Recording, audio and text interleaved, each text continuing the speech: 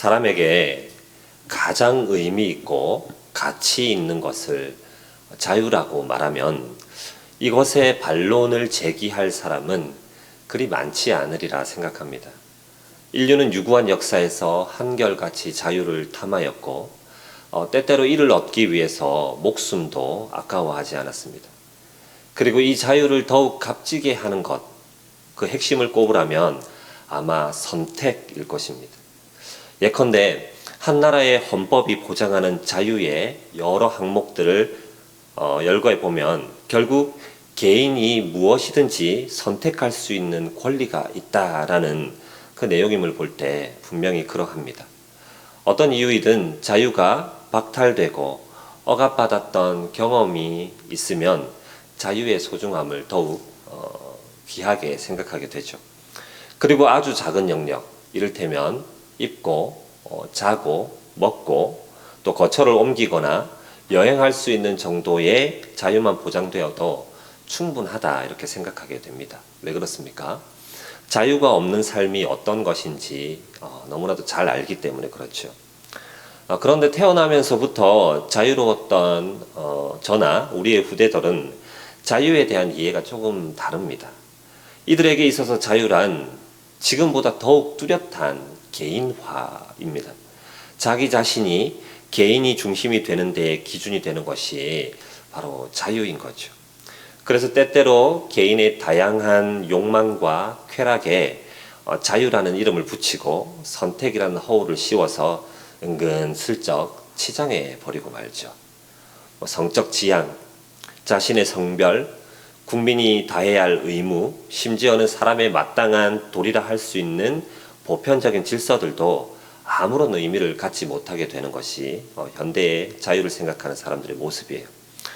더 큰 문제는 언젠가부터 성도들도 이러한 관점으로 자유를 이해한다는 데 있습니다. 믿음 생활에서 성경의 가르침이 덜컥덜컥 걸리는 일이 생기면 자유를 침해받는다 이런 생각이 들죠. 처음에는 그저 좀 불편하다였는데 조금 시간이 지나고 보니까 이게 부당하고 과한 요구 같은 거예요. 어느 순간부터는 이것이 억압으로 다가오죠.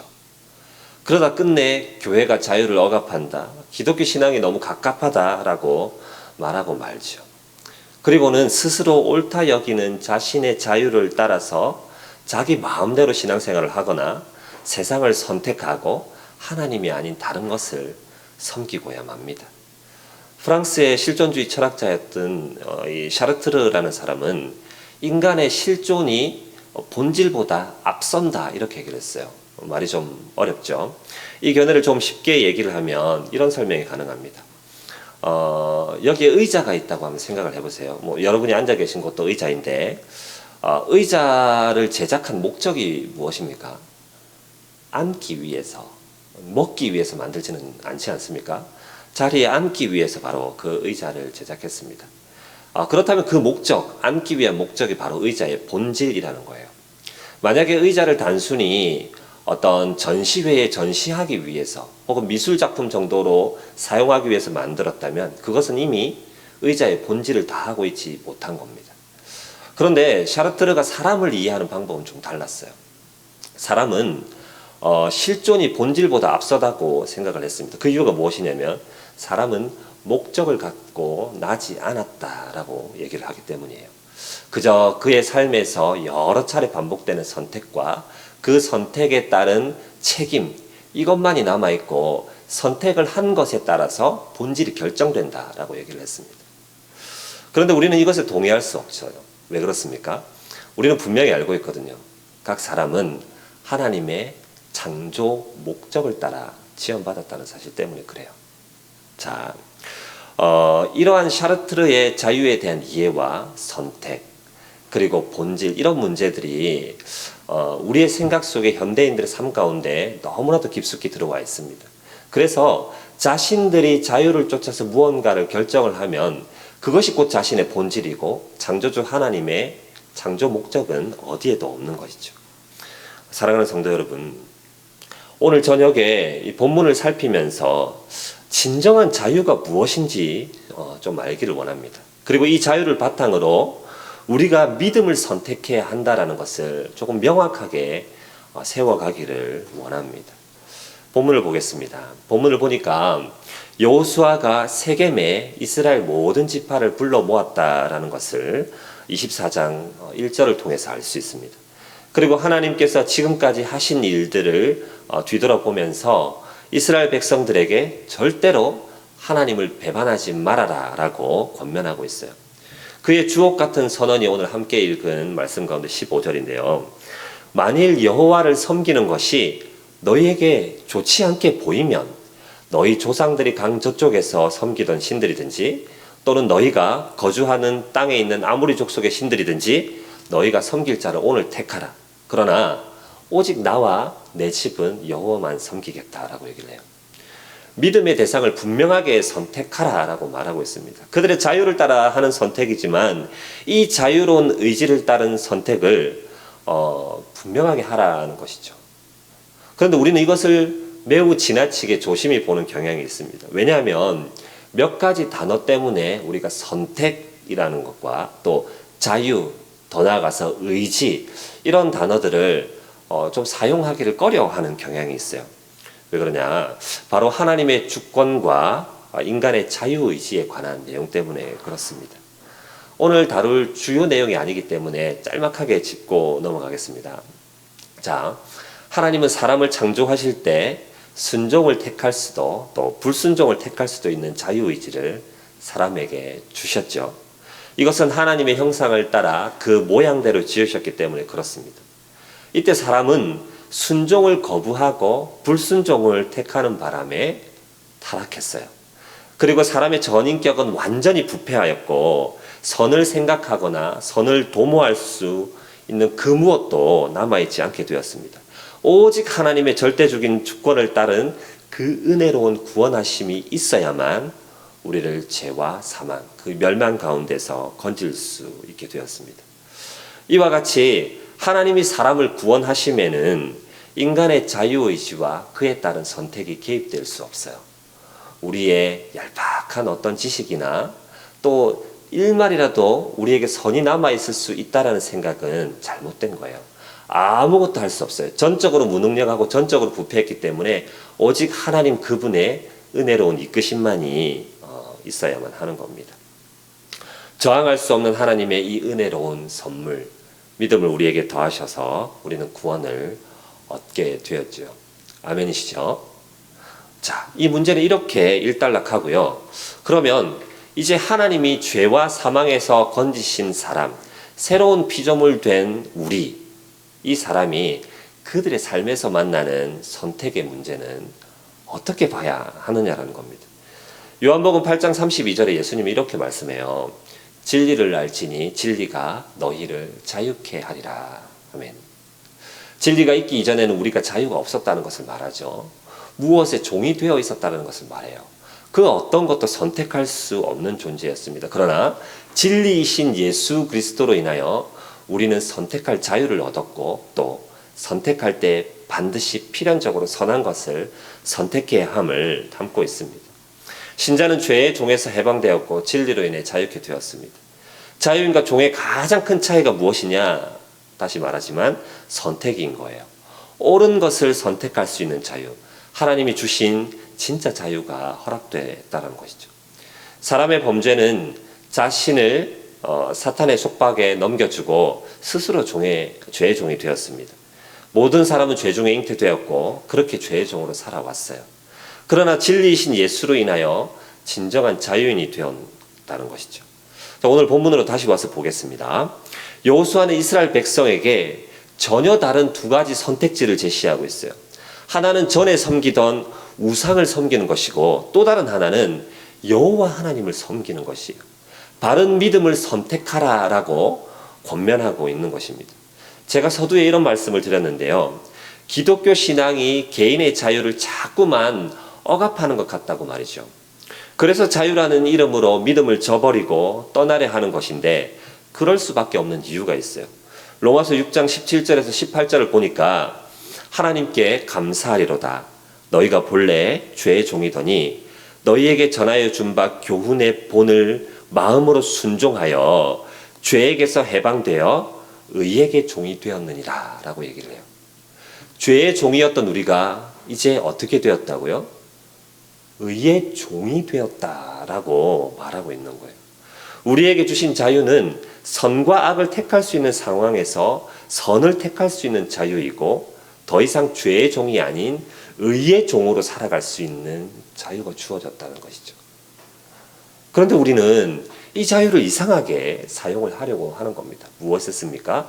자신의 쾌락과 죄된 욕망과 이생의 자랑과 하나님을 등지고 세상으로 달려가는 일에 이 자유를 쓰려고 한다는 것이죠. 그러니 의의 종으로 살아가는 우리의 삶이 그리스도의 그 십자가의 보혈이, 때때로 우리에게 가르치는 성경적 가르침들이 계속해서 우리를 장악하려 하고 무너뜨리려 하고 우리를 억압한다고 여겨지게 되는 거예요. 그러니 사랑하는 성도 여러분, 기쁨으로 기꺼운 마음으로 하나님을 섬기기로 택하시고 매사 믿음을 선택하는 삶을 사시길 주의 이름으로 축원합니다. 그렇다면 우리는 어떻게 믿음을 선택하는 삶, 하나님만 섬기는 삶, 의의 종으로 살아가는 삶을 살 수 있을까요? 첫 번째, 하나님을 경험하고 신뢰해야 한다는 사실이에요. 오늘 읽은 본문의 시작은 그러므로라는 접속사로 시작하죠. 본문의 권면이 선행 구절과 깊은 관계가 있다는 것을 말합니다. 선행 구절의 내용을 보면 하나님이 이스라엘 백성들을 어떻게 이끌어 오셨는지를 얘기하고 있는데, 두 가지 핵심이 이거예요. 먼저는 조상 아브라함이 강 저쪽에서 섬기던 우상이 있었다라는 것과, 또 이 이스라엘 백성들을 죄와 또 종노릇하던 애굽 땅에서 건져내셨다라는 것을 말합니다. 왜 이것이 중요하냐면, 하나님을 경험한다는 것은 하나님과의 관계를 다져가는 것인데, 우리 하나님은 우리를 구원하신 구원자 하나님이라는 사실이에요. 세상의 어떤 관계도 자신을 속이거나 인정하지 않고 상대방과 관계를 맺을 수는 없지요. 우리가 하나님 앞에서 원래 우리는 본질상 진노의 자녀였습니다, 죄인이었습니다 라는 고백 없이 하나님과 온전한 관계를 맺을 수는 없는 거예요. 죄인이었던 것을 고백하십니까? 대답하기가 조금 애매하신가요? 저는 죄인이었습니다, 저는 죄인입니다, 나는 죄인입니다 라는 하나님 앞에서의 그 고백이 왠지 좀 생뚱맞고 부끄럽고 또 민망하고, 더 나아가서는 이것이 너무 싫은 거예요. 그래서 여기에다가 갖가지 수식어를 붙여요. 나는 교회에서 헌신하는 죄인입니다, 나는 남들을 좀 긍휼히 여기고 잘 돕는 죄인입니다, 나는 집사여 권사인 죄인입니다, 목사인 죄인입니다, 더 나아가서 나는 하나님이 구원하시기에 마땅한 죄인입니다. 이렇게 고백하지는 않으십니까? 그러나 우리는 멸망받아 마땅한 죄인이었다는 것을 잊어서는 안 되는 것이죠. 하나님은 그러한 우리를 구원하셨고 그 하나님의 값없는 은혜로 우리를 살리셨기 때문에 우리가 마땅히 하나님을 섬기는 것은 당연한 것이라는 것을 기억해야죠. 그리고 이 하나님을 경험하는 삶이라는 것은 우리를 구원하신 하나님이시기 때문에 우리를 가장 좋은 길로, 선한 길로 인도해 내실 것이라는 뚜렷하고 분명한 신뢰를 가지고 나아가는 것임을 잊어서는 안 됩니다. 그가 우리에게 행하시고 베푸신 모든 것을 신뢰하는 것이죠. 나를 사망에서 건져내신 분이, 그 하나님이 하시는 일이, 그 하나님이 인도하시는 길이 어찌 허투루 행할 수 있으며 헛된 길로 인도하실 수 있겠는가라는 것을 믿음으로 고백하고 순종하며 나서게 되는 것입니다. 두 번째, 하나님만 섬겨야 한다는 것을 우리는 기억해야 합니다. 14절을 함께 다시 한번 보겠는데요. 그러므로 이제는 여호와를 경외하며 온전함과 진실함으로 그를 섬기라. 너희의 조상들이 강 저쪽과 애굽에서 섬기던 신들을 치워버리고 여호와만 섬기라 라고 얘기를 하고 있어요. 온전함과 진실함으로 그를 섬기라 라고 얘기를 합니다. 온전하다는 것은 흠이 없고 건전하고 정직하며 정상적인 것을 말해요. 그래서 성경에서는 대개 사람의 목표로 삼고 도달해야 할 하나님의 표준을 나타낼 때 온전하다는 단어를 사용을 하거든요. 그래서 가장 완전한 의미에서 온전함은 여호와 하나님의 행동으로 나타나는 신명기 32장 4절에서 볼 수 있어요. 그는 반석이시니 그가 하신 일이 완전하고 그의 모든 길이 정의롭고 진실하고 거짓이 없다라고 얘기를 합니다. 그것이 바로 온전함의 표준이에요. 또 하나는 하나님의 법으로 나타나는데 시편 19편 17절을 보니까 여호와의 율법은 완전하여 또 여호와의 증거는 확실하다 이렇게 얘기를 해요. 무슨 말이죠? 우리가 하나님을 섬길 때 온전함으로 하나님을 섬겨야 하는데 온전함의 표준이 되는 것은 우리에게 있지 아니하고 하나님 그분의 행하심과 그분의 말씀에 있다라는 거예요. 그래서 순간순간 하나님을 제대로 섬기고 하나님만을 믿는 믿음의 삶을 살기 위해서는 말씀을 우리의 삶 가운데 두어야 하고 그것이 우리의 표준이 되어야 한다는 것을 일러주고 있는 것이죠. 그리고 진실하다는 것은 무엇을 말합니까? 신실하고 충실하며 확고한 것을 말해요.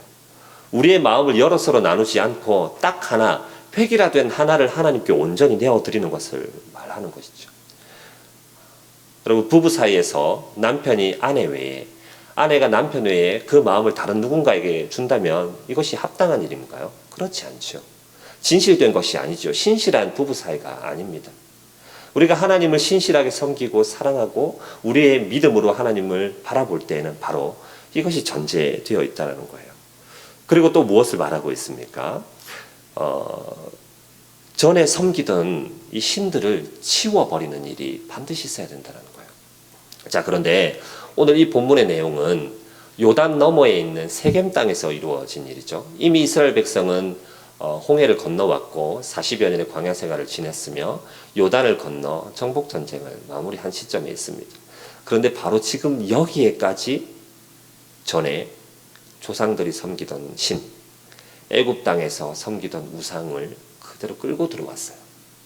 하나님이 함께 해오셨던, 구원하신 이후에 함께 해오셨던 이 순례의 여정 가운데 그들이 마음을 정하지 못하고 그들의 마음 가운데는 여전히 제하여 버리지 못하는 우상이 있더라는 것이죠.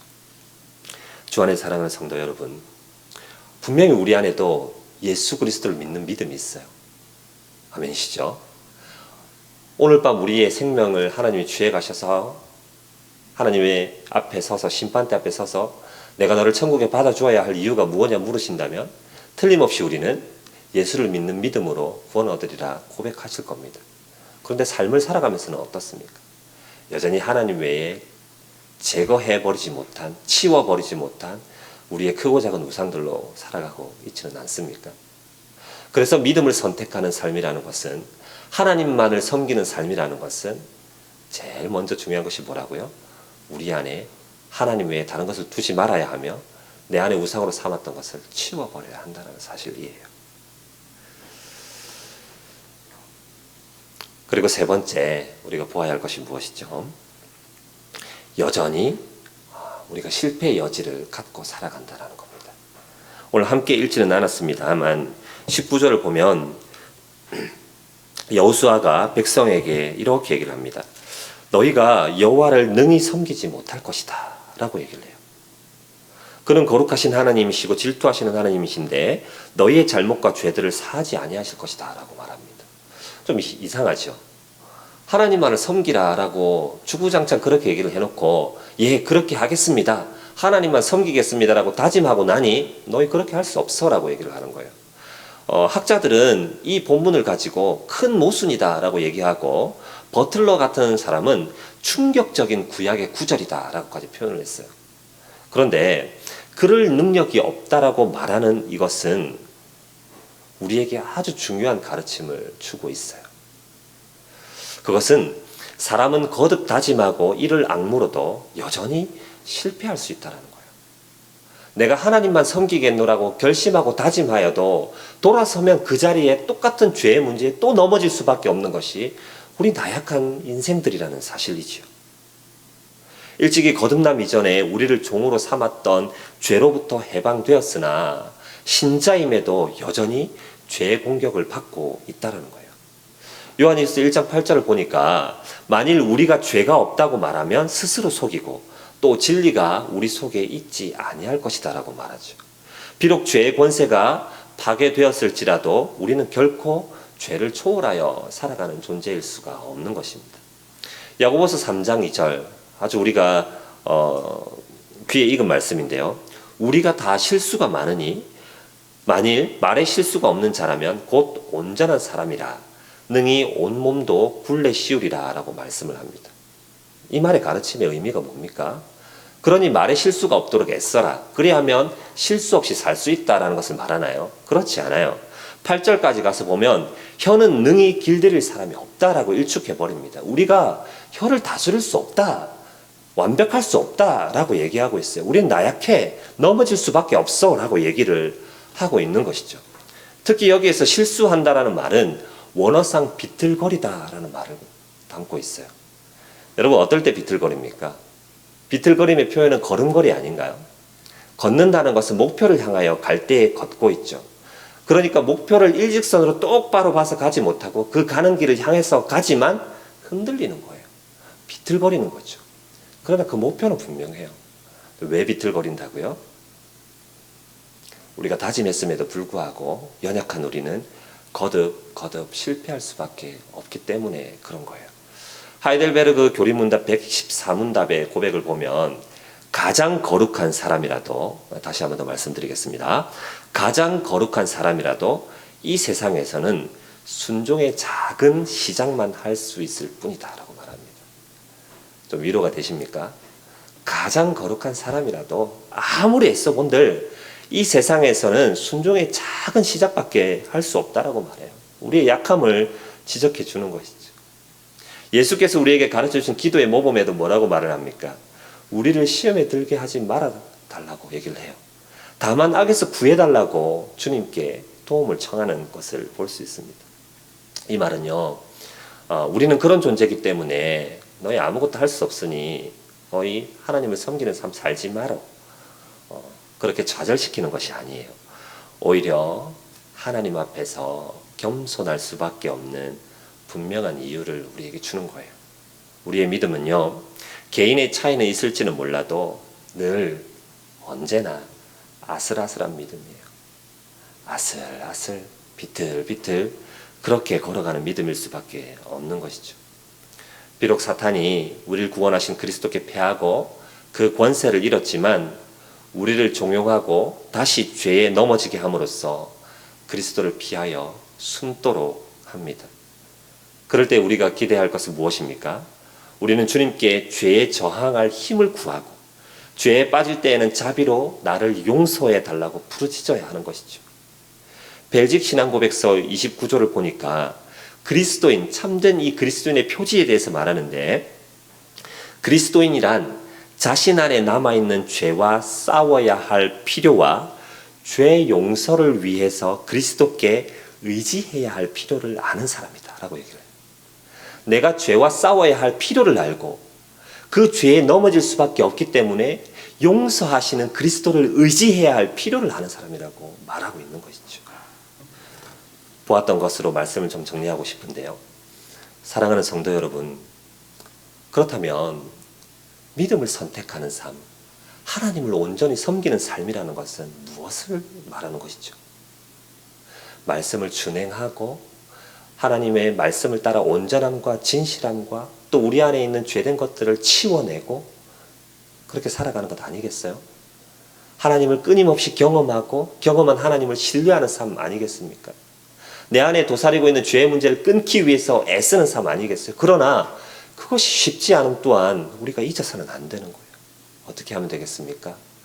우리의 모든 자유를 그리스도께 온전히 내어드리고 의의 종으로 살아가되 가장 좋은 길로 인도하시는 하나님 그분께 다 맡겨드리는 삶으로 살아감이 마땅한 줄로 믿습니다. 여러분, 그리스도라는 주인께 스스로를 메어두는 일, 이것이 우리가 행사할 수 있는 가장 아름다운 자유일 텐데 이것이 부담스럽고 답답하고 못마땅하다면 여전히 세상의 쾌락과 육신의 정욕이 더 좋은 거예요.